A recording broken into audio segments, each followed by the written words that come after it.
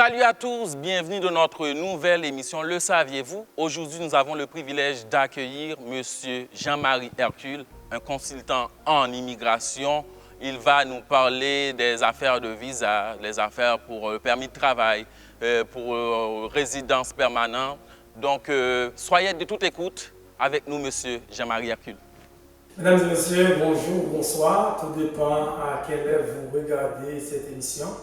Mon nom c'est Jean-Marie Hercule, je suis consultant réglementaire à l'immigration canadienne. Cela veut dire que si vous voulez faire affaire avec un professionnel, eh bien, au Canada, on reconnaît 3 classes de professionnels qui peuvent vous aider en matière d'immigration. Les avocats, les notaires au Québec et nous, les consultants réglementaires de l'immigration canadienne.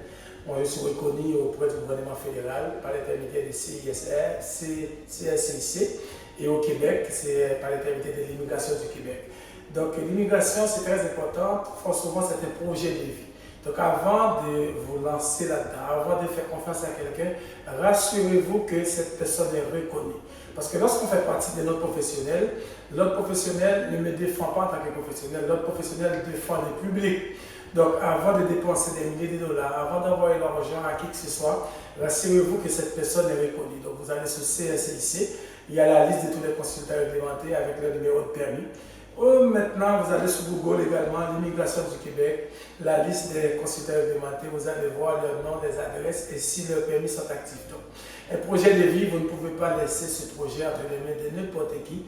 Donc, je donne toujours des conseils à tous ceux et celles qui me regardent, à tous mes compatriotes, que ce soit les Africains, les Haïtiens, les Latinos, ou bien où est-ce que vous vous trouvez, avant même de faire affaire avec quelqu'un, avant de dépenser de l'argent, de s'assurer que vous faites affaire, vous êtes à des bonnes mains et maintenant, grâce à la technologie, c'est facile de le faire.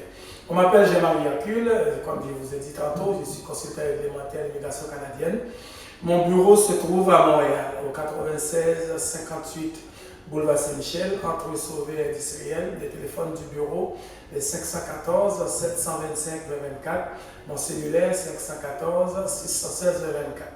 Le bureau s'ouvre du lundi au vendredi de 10h30 jusqu'à 5h30 et le samedi de 10h à 4h. La semaine, absolument, ça prend un rendez-vous. Je ne suis pas toujours au bureau. Vous allez toujours rencontrer quelqu'un au bureau, mais les adjoints sont là au bureau. Et si vous voulez me rencontrer personnellement, si vous voulez une consultation, ça prend absolument un rendez-vous. Vous appelez au cours de la semaine 514 725 24. On va fixer les rendez-vous. Mais les samedis, vous n'avez pas besoin de rendez-vous. Vous passez nous voir. Et puis, premier arrivé, premier servi. Je vais prendre encore l'adresse. Nous sommes situés au 96 58 boulevard Saint-Michel. Avec le temps, mesdames et messieurs, l'immigration bouge beaucoup. Des choses qui étaient valables il y a un mois de cela ne sont plus valables. Donc voilà pourquoi vous devez vous mettre à jour. Donc pour l'instant, j'aimerais vous dire que comment je peux vous aider, comment je peux vous servir, quels sont mes champs de compétences. Donc, je fais beaucoup de visas visiteurs, visas étudiants, ce qu'on appelle les permis d'études, le parrainage, avec un époux ou une épouse qui veut parrainer son époux ou son épouse, vous voulez parrainer les membres de la famille, comme votre enfant, vos neveux et nièces, vos frères et sœurs, à une certaine condition. Si vous voulez parrainer vos parents, bon, bien entendu, on parle de parrainage de parents. Depuis 2014, le gouvernement fédéral a stoppé, a arrêté ce programme et ce programme a été remplacé par un super visa. Cependant, en 2015, on a commencé avec une forme de tirage à chaque année, ou bien à chaque gouvernement, et ça a été changé. Parfois, on prend 5 000, on prend 10 000. Parfois, ce n'est pas la poste. Et la dernière fois qu'on a fait en 2019, on a fait ça par... c'est en ligne, vous devriez envoyer votre intérêt de parrainer un parent. Et l'année 2020, malheureusement, à cause de la COVID-19, le gouvernement fédéral n'a pas pu le faire. Donc, c'est un projet à long terme. Si vous êtes repêché, le gouvernement va vous inviter à présenter la demande de parrainage pour vos parents et ça va prendre 4-5 ans. Donc, c'est très long. Voilà pourquoi le gouvernement fédéral a dit, fort souvent, les parents, ils ne veulent pas rester à long terme au Canada. On va les accorder un super visa. Et le super visa leur donne droit de rester au Canada pendant 2 ans. Donc, on fait également la demande de refuge. Quelqu'un qui est arrivé au Canada, qui a peur pour sa vie de retourner chez elle ou chez lui, aucun problème. Si vous avez des arguments solides, vous allez nous consulter. On va regarder votre dossier et on va vous accompagner dans votre demande de refuge. Donc c'est très important. Avant de faire une demande de refuge au Canada, vous devez vous assurer que vous avez un très bon dossier. Et nous, notre rôle, on est là pour vous conseiller. On est là pour vous accompagner du début jusqu'à la fin, de la présentation de la demande, pour la recherche et l'analyse des preuves, les dépôts des preuves et pour la préparation. Avant de vous rendre devant un décideur qui va décider ce que vraiment vous êtes une personne protégée, on va vous préparer. On fait également des travailleurs qualifiés. Donc, il y a un programme, soit au fédéral, soit au Québec ou dans les autres provinces, un programme qui s'appelle travailleurs qualifiés. La citoyenneté, les gens qui décident de devenir citoyens canadiens. Donc, on peut vous aider à le faire. Et la carte de résidence permanente, vous voulez renouveler votre carte. Donc, pour certaines personnes qui n'avaient jamais eu de carte, ils avaient ce qu'on appelle une fiche. Pour la résidence, on appelle la fiche IM 1000. Maintenant, vous voulez demander la carte, vous passez nous voir, on va faire cette demande pour vous. Les permis de travail, beaucoup de personnes qui ont un statut temporaire, les demandeurs d'asile, les étudiants, les travailleurs temporaires. Donc, 3 mois avant l'expiration de votre permis de travail, vous devez renouveler ces documents. Et surtout présentement, vous comprenez que avec ces nouveaux décrets que le gouvernement fédéral vient de faire sortir pour accorder la résidence permanente à tous les anges gardiens, des gens qui ont travaillé très fort dans les centres d'accueil, dans les hôpitaux, dans les centres pour personnes âgées, qui ont risqué leur vie pour venir en aide à ces personnes âgées, mais le gouvernement fédéral décide de les accorder la résidence. Mais l'une des conditions, il faut avoir un permis de travail valide. Donc c'est très important de regarder ce document. Souvent les gens arrivent à mon bureau, mais Jean-Marie, je ne savais pas si mon permis était expiré. C'est votre responsabilité. C'est le seul document que vous avez ici, en attendant que vous ayez votre résidence permanente, en attendant que vous changez votre statut. C'est le seul document que vous ayez en main. Et puis prenez le temps de regarder quand est-ce que ce document va être expiré. Et 90 jours avant l'expiration de ce document, vous devez demander les renouvellements. C'est tous ces services-là que je vous donne et je peux vous accompagner. Et je donne un service également, un service de consultation. Donc, vous savez, souvent les gens vont dépenser 5 000, 10 000 avant de dépenser tout cet argent. Moi, mon rôle, lorsque vous passez à consultation, vous allez me poser des questions. Je vais vous répondre, je vais vous donner les justes. Je ne vais pas vous dire qu'est-ce que vous voulez entendre, mais je vais vous dire qu'est-ce que la loi dit. Je vais vous dire, par expérience, plus de 10 ans d'expérience dans ce domaine-là, comment ça fonctionne. Je vais vous dire en tant que jeune professionnel qualifié, la loi a été modifiée. Des choses qui étaient vraies il y a 3 mois, qui ne sont plus vraies. Par exemple, pour les demandeurs d'asile, des gens qui étaient aux États-Unis, ils ont demandé de l'asile. Par la suite, ils ont rentré au Canada. Et maintenant, ils ne peuvent plus demander l'asile. Depuis avril 2020, le gouvernement Katimini, pendant la période de pandémie, la loi a été modifiée. Si vous demandez l'asile aux États-Unis, vous n'aurez pas le droit de demander l'asile au Canada.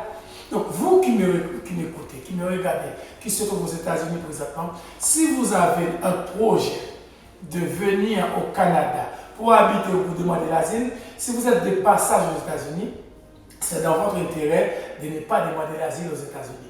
Si vous demandez l'asile aux États-Unis, vous ne serez plus éligible à demander l'asile au Canada. Votre demande ne sera pas recevable. Ou bien, on ne va pas déférer votre demande devant la CISR. La CISR, c'est la Commission de l'immigration sur le statut des réfugiés. C'est un tribunal administratif qui va déterminer est-ce que votre demande est recevable. Et c'est un décideur, un juge, un commissaire qui va décider est-ce qu'on peut vous donner donc, la résidence permanente. Est-ce qu'on peut vous reconnaître comme personne protégée? Donc tout ça, si vous avez un projet de rentrer au Canada pour demander l'asile, il ne faut pas demander l'asile présentement aux États-Unis. Est-ce que la loi va changer? Peut-être oui, peut-être non. Dans 3 mois, dans 6 mois, dans 1 an, on dit en politique, en matière de droit, donc disons 2-3 mois, c'est une éternité. Aujourd'hui, on est sur telle loi, demain, un autre gouvernement peut monter, il change tout. Mais pour l'instant, si vous demandez l'asile aux États-Unis, vous ne pouvez pas demander l'asile au Canada. D'où la nécessité de réfléchir bien à ce que vous voulez faire. En même temps, donc, vous n'êtes pas sans savoir, la frontière entre le Canada et les États-Unis est fermée. qui est la frontière régulière, qui est la frontière irrégulière. Quand je parle de la frontière régulière, quelqu'un qui arrive et puis cette personne veut passer à la frontière canadienne. C'est fermé. Mais par contre, on donne à chaque mois environ 8 à 9 000 d'autorisation. Il y a des gens qui peuvent venir voir leur famille. Il y a des gens qui peuvent venir dans des funérailles, dans un mariage. Peu importe, je ne sais pas, si que vous avez, une fois que vous avez une preuve que vous avez un membre de la famille au Canada, vous demandez une autorisation, on va vous laisser rentrer. Là, je parle de l'immigration régulière. Souvent, beaucoup de personnes passent en Creole du monde, passent en Bafi, le fameux chemin Oxan. Eh bien, le chemin Oxan là est fermé. Si vous dites que vous allez rentrer au Canada présentement pour emprunter le chemin Oxan, ne le faites pas. Vous allez vous faire arrêter par la GSC et la GSC va vous remettre au service frontalier américain. Et lorsque vous vous faites arrêter par la GSC et on va vous remettre au service frontalier américain, qu'est-ce qu'ils vont faire? Ils vont vous faire retourner dans votre pays. Si vous êtes haïtien, il va vous retourner en Haïti. Donc pour l'instant, c'est très important de ne pas emprunter le chemin Oxan parce que l'immigration irrégulière est fermée. Cependant, si vous avez un membre de la famille au Canada et vous vous trouvez aux États-Unis sans statut, vous n'avez pas de visa canadien, vous n'avez pas de visa américain et vous êtes aux États-Unis, vous pouvez légalement rentrer au Canada. Ça, c'est la loi. En 2004, il y avait une loi que les États-Unis et le Canada ont signée qu'on appelle l'entente des tiers pays sûrs. Eh bien, il dit, cette loi dit quoi? Eh bien, sur la planète, il y a deux pays sûrs. C'est le Canada et les États-Unis. Entre parenthèses, bien entendu, la Cour fédérale vient de demander au gouvernement d'enlever les États-Unis sur les pays sûrs. Parce qu'il dit non, les États-Unis, ce n'est pas un pays sûr. Bref, le gouvernement fédéral a 6 mois pour se conformer à ces jugements. On n'est pas encore rendu là. Pour l'instant, jusqu'à nouvel ordre, le Canada et les États-Unis, ce sont des pays sûrs. Donc, dans cette entente, l'entente a dit qu'on ne peut pas magasiner l'asile. Si je suis arrivé dans l'un des pays sûrs en premier, je dois demander l'asile dans ce premier pays. Si j'arrive au Canada, je ne peux pas traverser pour aller demander l'asile aux États-Unis. Je dois demander l'asile au Canada. Et vice-versa. Si j'arrive aux États-Unis, je ne peux pas traverser la frontière pour demander l'asile au Canada. Je dois demander l'asile aux États-Unis. Par contre, dans toutes les lois, il y a ce qu'on appelle des exceptions. Eh bien, dans cette loi-là, il y avait une exception. Il dit, malgré cette personne devrait demander l'asile dans le premier pays sûr où elle arrive, eh bien, la loi lui donne l'opportunité de le faire soit au Canada ou aux États-Unis, s'ils ont un membre de la famille. Donc, qu'est-ce que je veux dire par là? Votre père, votre mère, votre grand-père, grand-mère, votre frères et sœurs, demi-frères, demi-sœurs, votre oncle, votre tante, vos enfants, vos petits-enfants se trouvent au Canada, vous êtes aux États-Unis, vous n'avez pas de statut, vous n'avez pas de visa canadien, vous n'avez pas de visa américain, mais votre visa est expiré, fine. Vous pouvez rentrer au Canada légalement, jusqu'au moment où je vous parle. J'ai des clients qui arrivent à chaque semaine. Tout ce que vous devez faire, c'est de m'appeler tout de suite après les lives. Vous allez voir mon numéro qui va passer, qui est en train de passer sous l'écran. Donc, vous allez m'appeler 514 616 24 et par la suite, je vais vous expliquer comment rentrer au Canada légalement.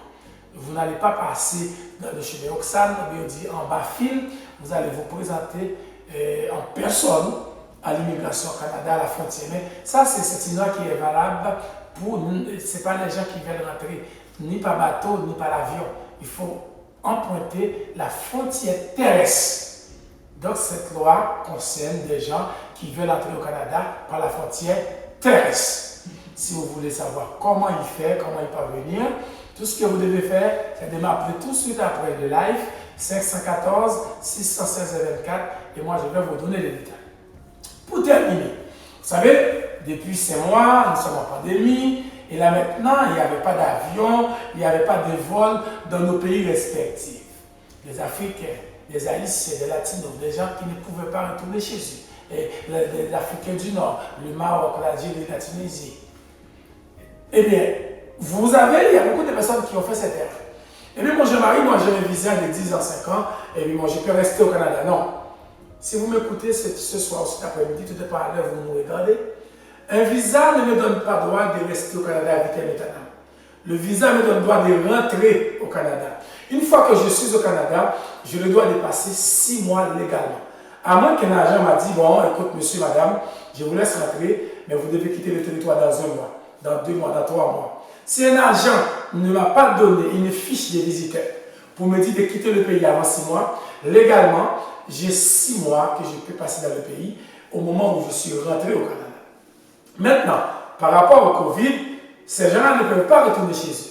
Eh bien, vous devez, au 5e mois, demander une prorogation de séjour à titre de visiteur. Bon, bien entendu, il y a certaines personnes qui ne savaient pas. Mais Jean-Marie ne savait pas que je devais le faire pour ma mère, pour mon père. Eh bien, bon, mais les 6 mois est presque arrivé. Il n'y a pas de problème. 2, 3, 4, 5 jours avant 6 mois, on peut le faire. Toujours, et ça ne coûte pas cher. Pour demander une demande de prorogation de séjour, c'est $100 que vous payez le gouvernement. Ça ne coûte pas cher, mais il faut le faire. Pourquoi vous devez le faire? Lorsque vous allez renouveler votre visa, on va regarder dans votre historique.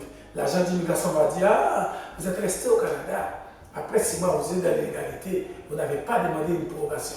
Donc, vous risquez d'avoir un refus au moment du renouvellement de votre visa.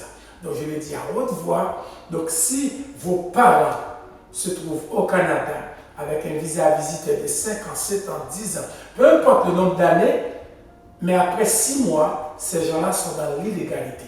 Il faut demander une demande de prorogation de séjour avant les 6 mois. Prenons le cas des gens qui ne savaient pas. C'est normal. Mais la loi dit qu'il est censé ignorer la loi. Mais il y a des gens qui ne savaient pas. Ils disent, mais j'ai envie de pas te connaître.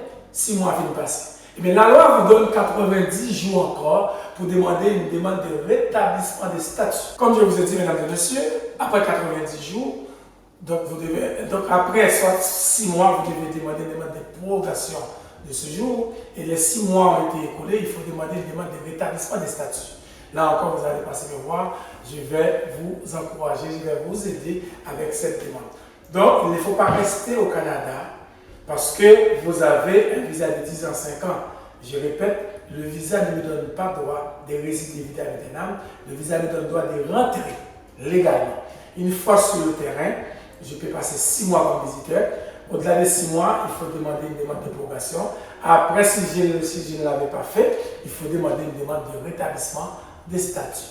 Il y a beaucoup de choses encore dans les jours à venir, dans d'autres émissions que je vais vous expliquer. Mais tout simplement, je voulais être bref faire aujourd'hui. Si vous voulez me parler, des téléphones, il y a sur l'écran, vous voyez, il est en train de défiler. 514 616 24, mon cellulaire. Le bureau, 514 725 24. Et l'adresse du bureau, nous sommes situés au Quai de Montréal, au 9658 boulevard Saint-Michel, entre Sauvé Industriel. Pour tous vos besoins en matière d'immigration, nous sommes l'une des références et nous sommes là. La capacité est là, la compétence est là, l'honnêteté est là. En tant que jeune professionnel du droit de l'immigration, notre rôle, c'est de vous conseiller, c'est de vous accompagner. Car un projet d'immigration, c'est un projet de vie. Vous ne pouvez pas remettre ce projet entre les mains de n'importe qui. Et rassurez-vous, comme j'ai dit en introduction, avant de faire affaire avec quelqu'un, il faut faire des démarches sur Internet pour savoir que cette personne est reconnue par les deux paliers du gouvernement avant de commencer à envoyer de l'argent. Lorsque vous faites affaire avec quelqu'un qui est reconnu, s'il y a un pépin, il y a un endroit que vous pouvez porter plainte. Il y a un endroit où vous pouvez poursuivre cette personne. Et tous les professionnels du droit, ils ont ce qu'on appelle une assurance de responsabilité au cas s'ils font des erreurs. Donc c'est dans votre intérêt de faire affaire avec un professionnel qui est reconnu par les deux paliers gouvernementaux. Ça fait en sorte que votre demande sera en de bonnes mains. Ça a été un plaisir, chers amis. Je vous donne rendez-vous à la prochaine fois. Merci. Merci à tous d'avoir suivi l'émission. J'espère que M. Jean-Marie Hercule a répondu à vos attentes en immigration. N'oubliez pas d'aller liker la page Facebook. Abonnez-vous. Soyez richement bénis et à la prochaine.